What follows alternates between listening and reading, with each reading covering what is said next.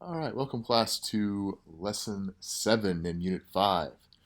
All right, so we wanted to introduce you to ways to use area diagrams to understand multiplication with decimals.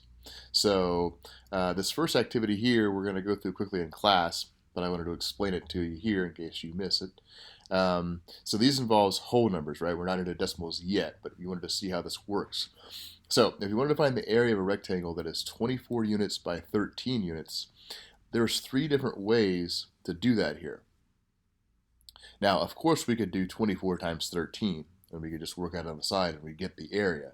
Okay, but there are ways to break it down that can make our calculation a little bit easier. So you can see this top one here, they took the 24 and they broke it down into a part that's 20 and then another part that's 4.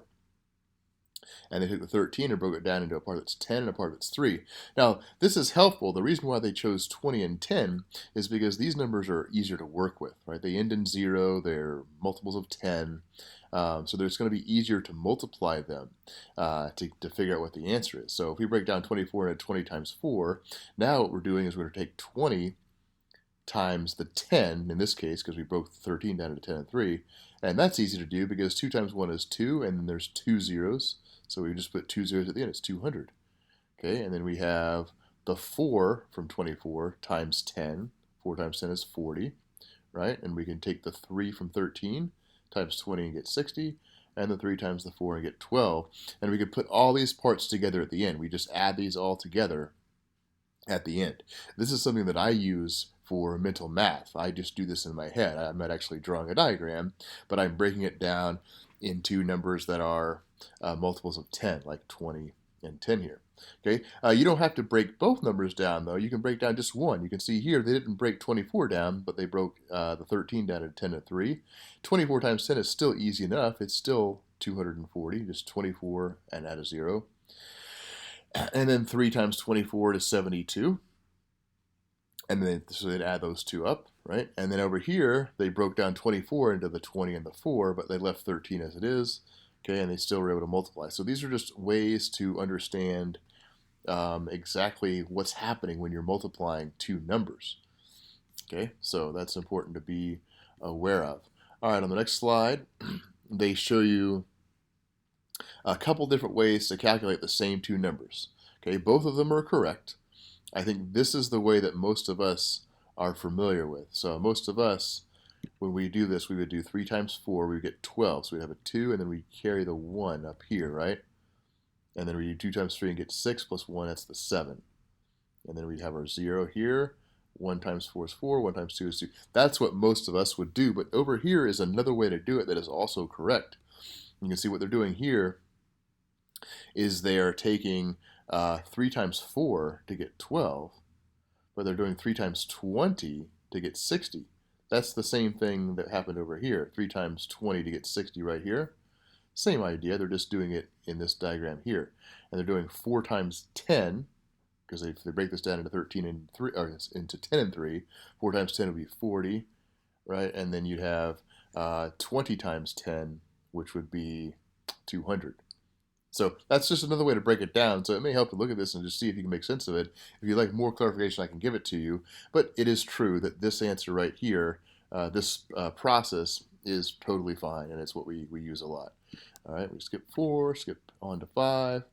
All right, so what we're going to do now is we're going to build off that same idea, and we're going to incorporate decimals. So you can see same digits are involved here, but now instead of 24, it's 2.4, and instead of 13, it's 1.3. But they still can break down an area diagram into the parts to make it easier to deal with, right? So if you look at this here, if you want to figure out what's going to go in these places, it's going to be much, much easier, okay? So the first thing they want us to do is just find the area that represents 0.4 times 0.3. So 0.4 is this piece right here, this piece, right? 0.3, it's this piece. So we're talking about this times this. So the 0.4 times 0.3 is going to be right down here in this bottom corner. And this is easier to do than you might think. You're just going to do 4 times 3, that's 12. make this one a bit smaller. But then we have 2 numbers behind the decimal point, so it's going to be 0.12 or 12 hundredths. All right, I'm going to make this 0.12. All right, so that's that part. Let me actually change the background to being transparent.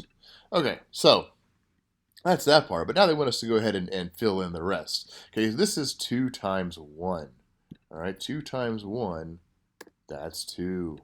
All right, and then 2 times 0.3, well, we can think of that as being 6. But we have a number behind the decimal point, so we need to go 1 spot to the left, and so it's going to be 0.6. All right, and then up here, this is 0.4 times 1. Well, that's 0.4. So we can say 0.4. All right, so that fills in the area diagram. And so if we wanted to find the area, we would add all of these numbers up, right? And so I can look at this here. I can pick out, I can see 0.4 and 0.6. That's 1.0, 1 whole. 1 plus 2 is 3. 3 plus 0.12 is 3.12. And you can see it. They actually show it down here as well. So this is what they want us to take a look at. So here we have 2 different ways to do the multiplication, just like the ones I just showed you, right? The way you're most familiar with is probably this. This is a little bit different way of thinking about it for some of you. And so they're taking the partial products. So they want us to kind of analyze this a little bit. So in calculation A, where does the 0.12 and other partial products come from? So let's just go one at a time. Where does the 0.12 come from? Well, you can go up here. You can look in the diagram. 0.12 comes right here. Let me go up just a little bit more.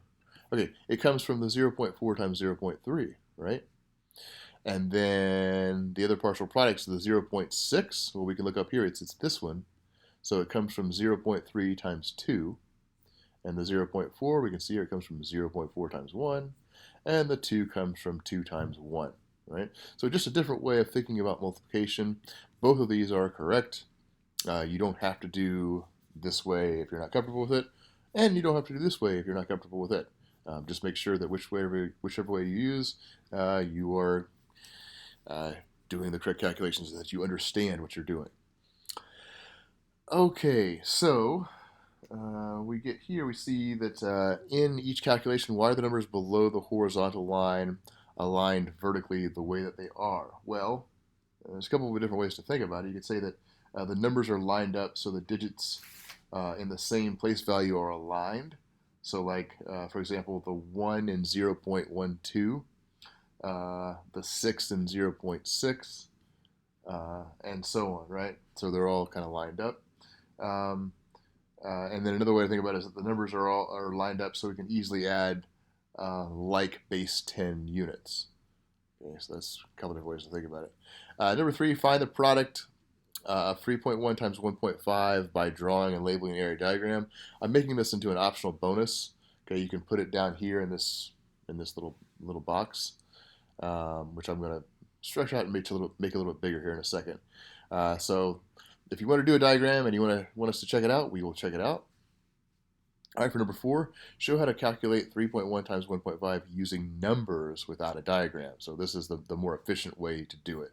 Okay, so let's look here. So let's just click here to type. We don't need that. I can go up here and let me move over this way, and we're going to do, whoops, that's not what I expected to happen. Okay, now this is a text box, is why. So if we take the drawing thing, I'm going to go ahead and just draw in here. Let's do 3.1 times 1.5. And then below, I'm going to have to change the color. Let's use bright green. All right, 5 times 1 is 5. And then 5 times 3 is 15. And then I need placeholder here. 1 times 1 is 1. 1 times 3 is 3. And then let's add all these up. 5 plus 0 is 5. 5 plus 1 is 6. 1 plus 3 is 4. And then I count 1, 2 numbers behind the decimal point. So I'm going to come in from the end. And I'm going to place it two places to the left. 4.65 is how those are multiplied. All right.